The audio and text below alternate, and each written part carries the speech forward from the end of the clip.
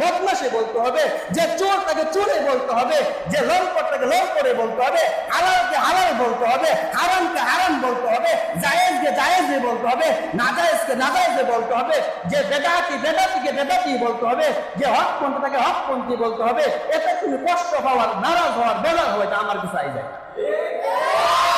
চাকরির পূজা আমি করি না, চাকরি গেলে দেয় বাবা, রিজিক যতদিন আছে ততদিন থাকবে। যদি এমন কোন বন্ড বেদাতির সাথে, বন্ড কোন মাজারের সাথে সংযুক্ত থাকেন, মাজারে দেয় সেজদা দেওয়া থাকেন, কোন বন্ড পীরে হাতে হাত রেখে থাকেন, মনে রাখেন আপনার ইমান তো গেছে গেছে, এত ইমান হারা আগে হইছে, আপনার ইমানটা হোদ্দা লইয়া এক লগে জাহান্নামে যাইবার রাস্তা করে। কারণ দেখাইবো অনেক ভালো হাদিস কোরআন আমরা শুনাইবে, কিন্তু আসলে কি মূলত বন্ড, আসলে মূলত কি বন্ড।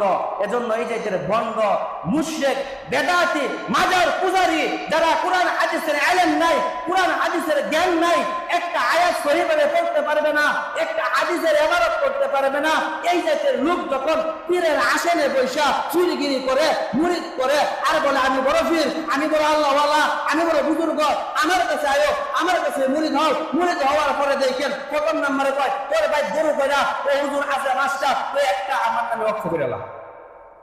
কি করতো? একটা তার নামে অক্ষ করে লাও, আমার এক দরবার একটা দেয়া লাও। কেরা তোর দরবারে গরু দিতাম কেরে? কষ্ট করে হইলে আমরা মাজারে লইতেন গেলে মুরগি, কষ্ট করে হইলে গরু লইতেন কে মাজারে?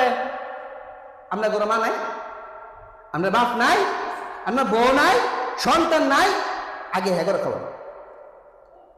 আপনি কেন নিয়ে যান মাজারে? কেন মুরগি নিয়ে যান মাজারে?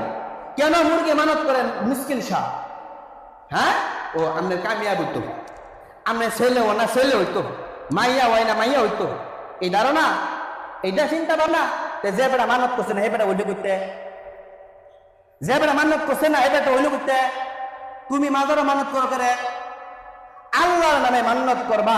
মান্নত রাসূল নিষেধ করছে, মান্নত বেশি করিও না, যদিও করে লাও আল্লাহর নামে করবা। কোন ব্যক্তির নামে, কোন মাজারের নামে, কোন পীরের নামে